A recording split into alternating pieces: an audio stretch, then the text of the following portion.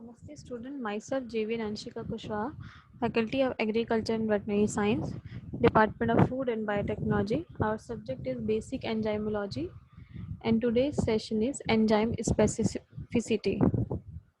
So, first of all, enzymes are biological catalysts. They accelerate the rate of metabolic reaction in the cell by reducing the activation energy of the reactant.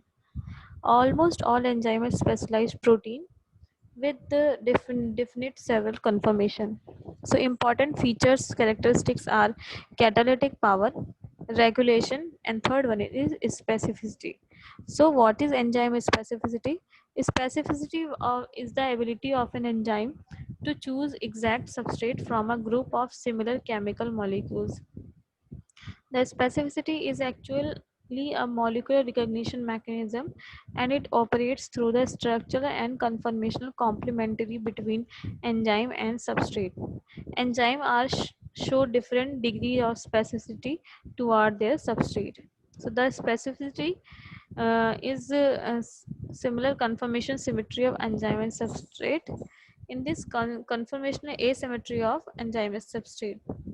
So in this, there are grouped 6 categories of the enzyme specificity. First one is bond specificity, and second is group specificity, and third is substrate specificity, and fourth one is optical specificity.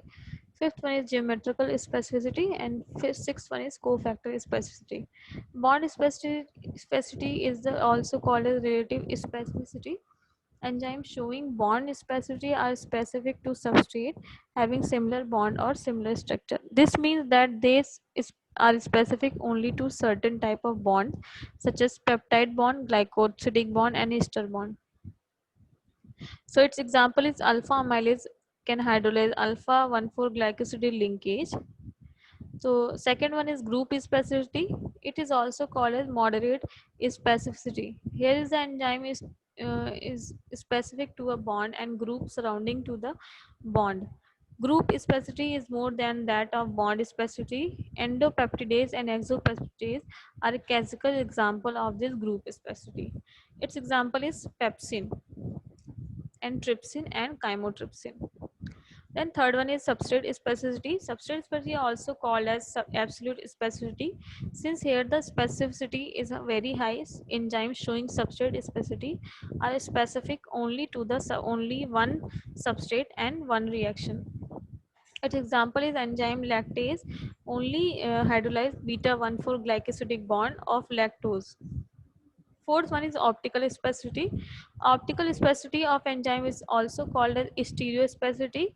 Here the enzyme is specific not only to substrate but also its optical configuration. Optical specificity of enzyme is considered as the highest specificity shown by any class of enzyme in the living bud.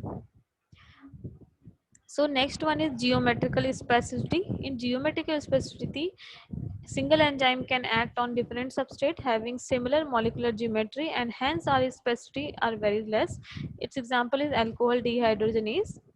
And then last one is cofactor specificity.